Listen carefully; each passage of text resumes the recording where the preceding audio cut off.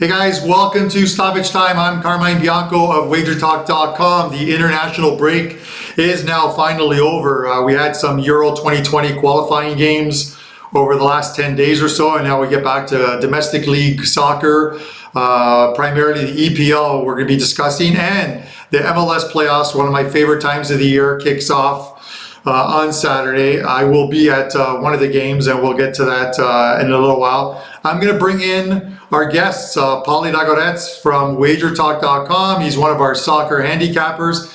I'm going to throw 3 EPL games at him, and we have Nick Borrman of Sports Memo. Both guys were on an earlier show that you can still catch on WagerTalk TV, discussing Champions League. Nick is going to discuss MLS playoffs. Nick does very well in MLS playoffs. I know he did last year, and I know he will be doing that again this year. So I'm going to throw some games at both of them. Paulie, how you doing? I'm doing great. How are you guys? I'm freezing, man. How's the weather out there? It's very cold in Toronto, let me tell you that. I was at the beach for 3 hours today. I'm sorry. Oh, man, you're killing me, man. You're killing me. Nick, give me some good news. Tell me it's cold there. It is windy and nasty outside. Not a good day. Not a good day. Perfect. Okay, so at least he cheers me up. All right, listen, guys, we are going to talk some EPL. I'm going to throw 3 games at both of you guys. I'm going to start with Paulie. We're going to talk EPL Saturday, and then we're eventually going to get to the Sunday game, which is the feature game of the week. But I want to look at a couple of games of importance on Saturday.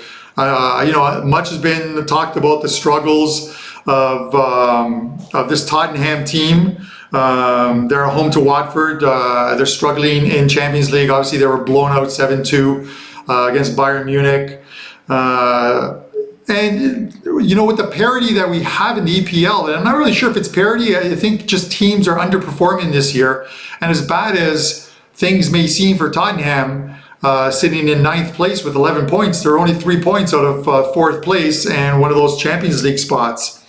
It's really only Liverpool right now who are playing at the top of their game right now. But this is a big game at Hotspur Stadium, and Tottenham is minus 250 on the 3-way line. You can get Watford at plus 650, or you can get the draw at plus 400. The total in this game is a flat 3, and the goal line, if you don't want to lay 250 with Tottenham, you can take Tottenham on the split line of -1, -1.5. What are your thoughts there? Well, Tottenham are in a really bad place right now. They suffered a huge loss right before the international break. They lost to Brighton on the road by a bad 3-0. I don't think they really deserved it. They didn't actually deserve the win, but they didn't deserve to lose by 3 goals and not even scoring. They were probably from the 7-2 loss they suffered in the hands of Bayern Munich. Thing is that the tensions are really high inside Tottenham's ranks right now. The players, they actually gave the of confidence. He asked everyone if they want him there, and everyone said yes, so he's staying. I'm not sure how they'll turn this around. They have a great opportunity to do so against Watford, probably the worst team in the Premier League so far. They haven't even won a single match. They're really tragic this season. They scored only 4 goals and conceded 20.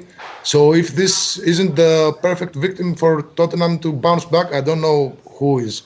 No, I tend to agree with you there. I'm not really sure what is wrong with this, with Watford as well too. But this is definitely the type of team that if you're going to turn it around, it's playing teams that are completely off form. I think we saw it last year with Man United after the managerial change from Mourinho to Ole, that they really had 3 or 4 very easy teams on top, and it just turned their season around. Let's look at this.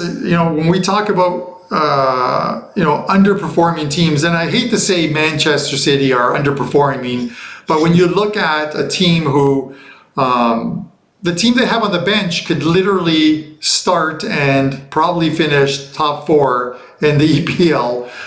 They have just a ton of depth on that team.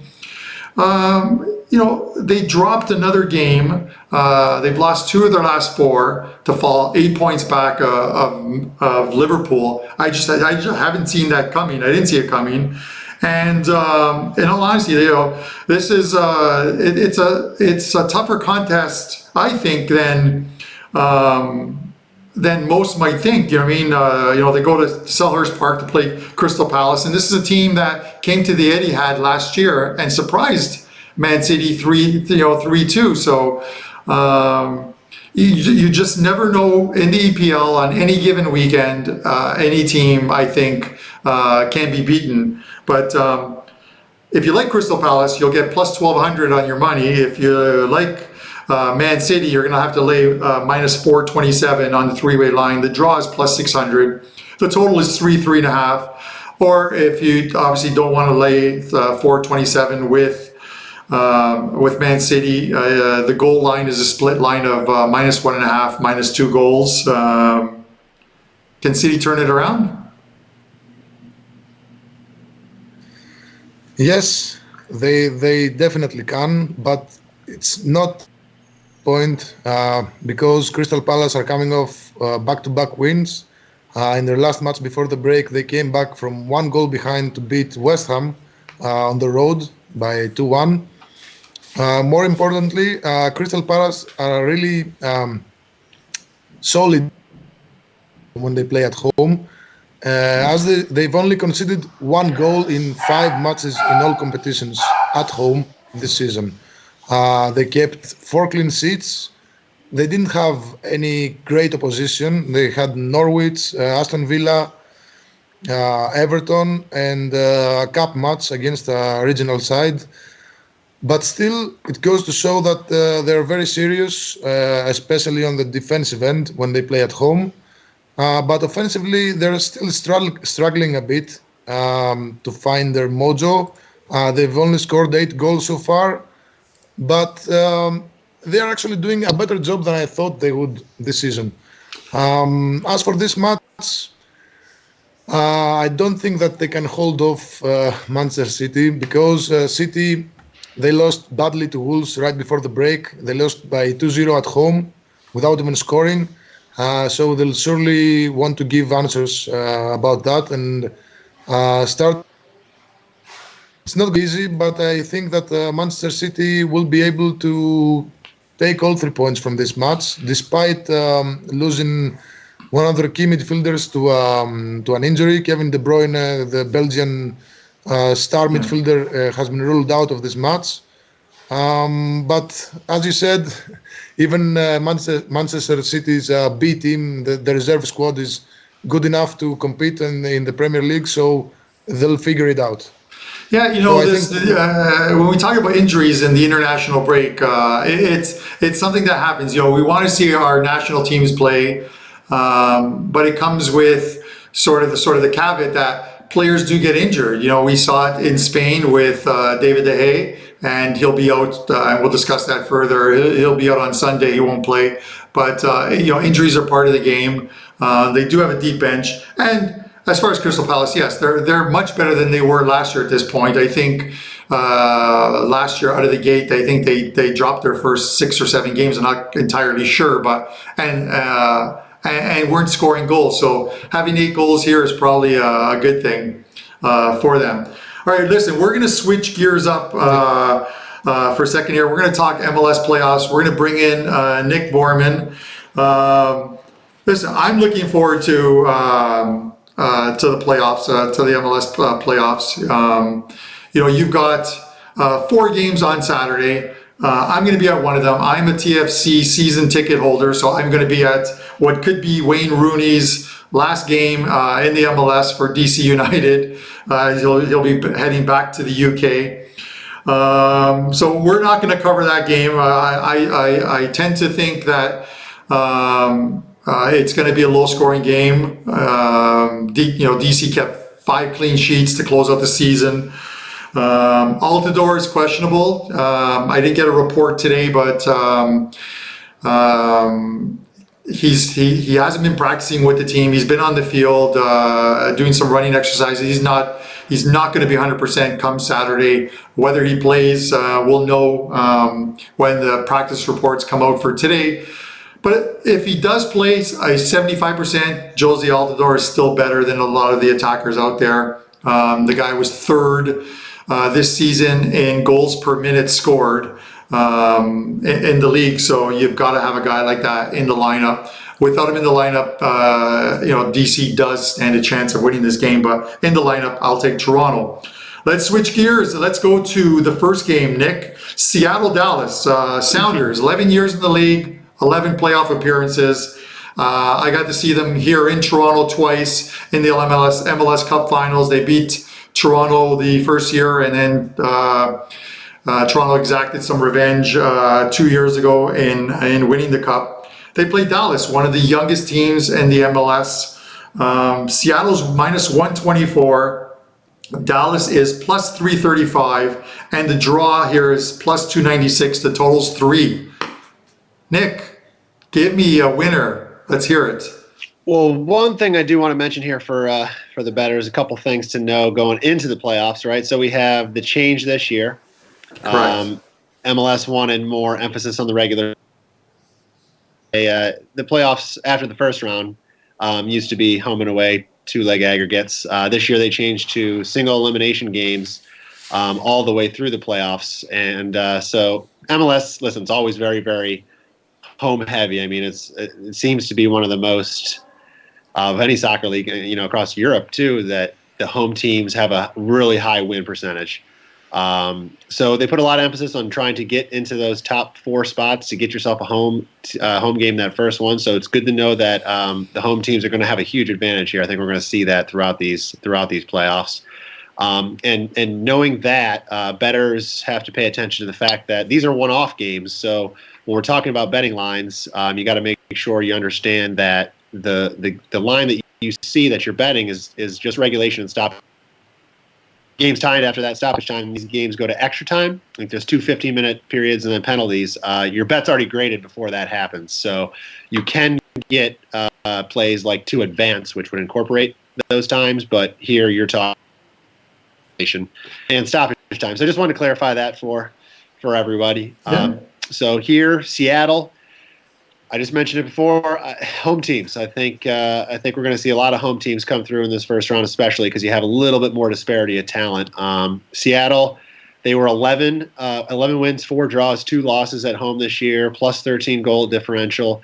The only team in the conference that did better, got more points at home this year, was LAFC, and we know how good they were. Dallas, young team. Similar splits at home and away. They were very good at home and away. 3 wins, 3 draws, 11 losses, and a minus 14 goal differential. So just a similar thing of how do you back a team that has just been that bad away from home? Just before the playoffs, they lost at Chicago and at Colorado by scores of 0-3, 0-4, and those are 2 non-playoff teams. So it just shows that they do struggle away. 2 head-to-head matches this year. Dallas won 2-1 at home, and they were actually able to earn a draw 0-0 at Seattle, which was just a month ago. But one thing I'll mention there is that Jordan Morris didn't play in the game at Dallas, and he didn't come on until the 75th minute at Seattle. So, fast. And he scored 10 goals for them this year. So he's a difference maker. He's definitely going to be out there, probably, I would imagine, for the full 90 minutes come this game. So, listen, It's hard to look away from any home teams at all this entire weekend for me, unless the line, is over 1, which I think is just Atlanta. But here, Seattle, I think it's a fair price, minus 124. You said 125 right now.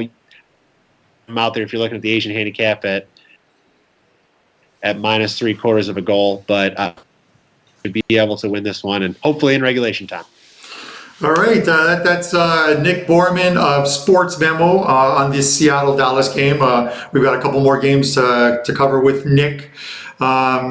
Guys, there's for our viewers out there, there's a little bit of audio problems about for the most part. It's kind of jumping a little bit, but it's probably a little bit weather related here, but it should be better as we continue on the show. So let's continue on. Another game I want to talk to you about is the two Sunday games. I want to go into, and I think they're really tough games to start with, but the first one is Philadelphia and New York Red Bulls. You know, coming into the season, I really thought that their positioning in the standings would be reversed in that you'd have the Red Bulls above Philadelphia. I kept waiting for Philadelphia to sort of slow down. They opened up the season with a loss, but then they strung a bunch of wins together and played well all season. But it just never happened. The Union didn't slow down. They secured, a home game here, and a lot of it also had to do with the Red Bulls dropping 4 of 6 points in the last couple of games to drop down to the number 6 seed. Philadelphia is plus 107. New York Red Bulls are plus 265. The draw's plus 259, and the total is a higher total at the split line of 3.5. Thoughts here? Yeah, I mean, you hit it on the head. New York was definitely the better team last season, but this year, Philly's just been a little bit more consistent all year.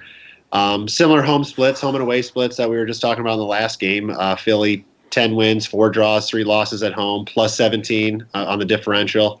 The Red Bulls struggle away from Red Bull Arena. They're 5 wins, 3 draws, 9 losses with a -9 differential.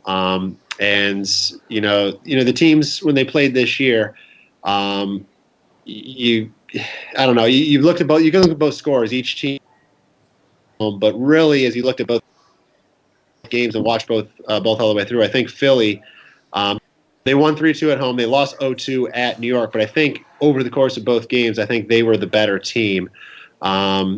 There's a couple notes in this without a couple players. Tarek Amro, who's going to be out. He was a steady starter for them in the middle of the season before he kind of had a yellow card suspension and missed several games towards the end of the year. So he's going to be and then Philly is going to have Marco Fabian available, who he only came on mostly as a sub over the last month, which after starting for quite a while through the middle of the season and being the second highest goal scorer in the team, I'm not sure why they kind of had him move to the sub position the rest of the way, but he'll be on, and he's a game changer when he does come on the field. And then most importantly, you got Przybylko. He's set to come back. He missed that last game against New York City. So he's back. He's the leading goal scorer for that team, and obviously, huge impact player for them. So another game, it's hard to look away here. The city's, only 2 hours apart, so it's not like it's a big. I do like Philly at home. They were actually, I looked at them a couple days ago. They were -110. They're actually plus 105 right now. So a little bit of money coming in on the Red Bulls, but I think that just gives a little bit more value to Philly here. I like them plus 105 right now at home. All right, awesome. The other game, I'm looking forward to watching this game. We've got Minnesota and the LA Galaxy. A great season for Minnesota. Their 3rd year in the league. Their first appearance in the MLS Cup playoffs. And, they had an idea of how to put this team together. The first season was somewhat disastrous. Last year, a little bit better. And they had a very good year this year. Galaxy kind of shot themselves in the foot. They could have had a home playoff game. They lost at home to Vancouver, went to Houston on decision day and lost to Houston once again on decision day. Cost themselves a playoff home game. So now they're going to head over to that nice stadium that they have in Minnesota. I love these soccer stadiums. You got Minnesota at plus 105, the LA Galaxy, and any team with, I'm going to say right now, any team with Zlatan Ibrahimovic always has a chance to win. That guy is an absolute beast. But they're plus 243. The draw is plus 292. And the total, once again, is that split line of 3.5. Nick, what do you got here? You're right. Anytime Zlatan's on the field, you never know what you're going to get, and the firework potential is always there. So It'll be fun to watch. Minnesota, if you look at these teams last year, both teams, the back line, terrible defense. Minnesota made some big signings over the offseason. Ike Opara coming from Kansas City was the anchor of those signings. So before the season kind of started, I previewed all the teams in the league, and Minnesota was one of the teams I was high on to improve this year, and because of those defensive signings. And kudos to them. I mean, they changed that team this year. They conceded just 43 goals this year, which they conceded 71 last year. I mean, that's a huge improvement in 1 year's time. The Galaxy, you can't say that for them. They actually did get better. I mean, 5 goals better, but they're still the same leaky back line that they were last year. They conceded 64 last year. They conceded 59 this year. Like I said, maybe you can say they're a little bit better, but bottom of the table as far as teams in the conference for most goals conceded. So, it's hard to get behind a team, no matter who they have, the mighty Zlatan, and how much they can score when they just can't stop anybody. Minnesota had 1 loss this year at their new stadium, Alliance Stadium, and they played fantastic there. And to see the Galaxy be able to come in here and win, it's going to be on the back of Zlatan. If they're going to win, he's probably going to need to score 2-3 goals, because I can't see them keeping Minnesota from scoring in this one. But Minnesota, they're so strong, I think, this year defensively, that I think they do have a good chance to limit Zlatan's damage here. And I won't be surprised, like I said, if he does score. But I don't see Galaxy coming in here and getting 3-4 goals like they sometimes can. I think in this one, the number's good, plus 105, you said, Carm. And Galaxy, they just weren't as good on the road, just like most teams in the league. So I think Minnesota, I think the theme all weekend is going to be home teams, and I like another home one here, Carm. Yeah, no, I tend to agree with you as well, too. Listen, they in the West, they had the best home defensive record. They only allowed 13 goals during the season, which was a really low total. I think the next one came in Real Salt Lake at 15, but it's definitely a thing. And I know the Galaxy, you hate to talk about, especially in one game knockoffs, knockout games of teams looking ahead, but the Galaxy are I think they want to win this so bad for the reason of their next opponent would be LAFC. And that's such a rivalry, but I just don't, unless Zlatan and Pavone go absolutely nuts, or Minnesota subsides under the pressure, I just don't see them going there and getting a result.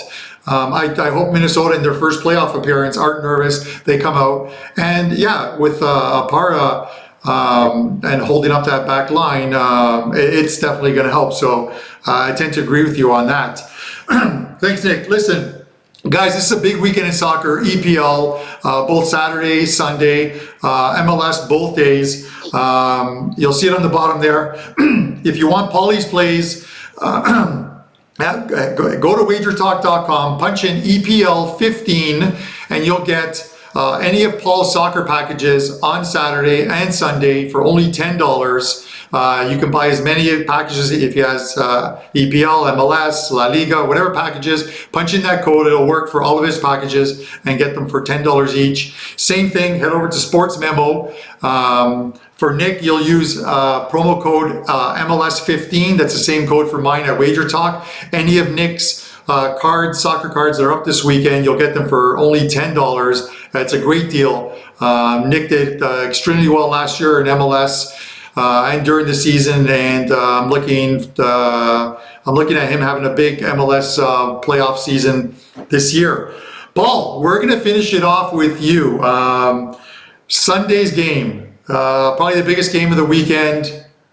Manchester United, Liverpool. Liverpool going for league win number 18 in a row. That'll tie a record held currently by Manchester City for 18 consecutive league wins. They're going to face a Man United team struggling right now. No Paul Pogba, he's been ruled out. No David De Gea in net. It'll be Romero in net for this team. And they've got a couple other injuries. Man United plus 424 at home on the money line. Liverpool minus 147. The draw is plus 311, and the total is 2.5-3. Final game of the day. What are your thoughts? Well, Manchester United are not in a good place. We talked about it in the previous video regarding the Europa League. They've not won any of the which all had under 2.5 goals. None. They won. Uh, they didn't win any of their last 5 matches, and they only scored 2 goals in that span, which is really weird for a team like Manchester United. That's in all competitions, those matches. It includes Europa League matches. But anyway, it's really tough to see team struggling to get results, even against lower teams from the Europa League. This is probably doing a rebuild this season. They're giving a lot of opportunities, just like we said in the previous video. This match, very bad timing because teams that are struggling to get results break, they use up out of their of their bad luck, and we usually see teams like that bounce back with wins after such breaks. But this is not an option, I think, because Liverpool are coming to town, and this season they have won all their matches in the Premier League. They score not too many goals, but an offensive side with 3 players like Firmino, Mane, and Salah is just too much to bear for the youngsters that United have in the back line. Manchester United also have, as you said, a very on their best goalkeeper. De Gea is probably not going to play, but also they have a lot of injuries in defenders and some wingers. Martial is not going to play. Lingard is not going to play, most likely. So even the few good players that they have, the top class players, are even injured or unavailable in this match. So I really can't see how Liverpool will not win. They have a great chance to get 3 points here against a United side that is really struggling, and they're decimated by injuries at this point. So I think Liverpool have a great chance to get all 3 points now. I think they'll cover the spread as well. It's nothing crazy. They won most of their matches by 2 or more goals. Yeah, I think they'll do it. I tend to don't agree think with you. It's going to be one game where I'm going to watch. I'm not going to have any action on it, and for the only reason of it's still Old Trafford, and somehow they sometimes still find a way of summoning up the ghosts of great players past and play a great game. And I know they're not looking to do any favors for City and beat this Liverpool team, but it's a rivalry in itself as well too. So it's going to be a good game. I hope it's a good game. If anything, I actually would lean, if I could get a flat 3 on this game, I would lean to the under. It's a 2.5, 3 right now. So I think it loses a little bit of value, but at 3, I don't see 3 goals in this game.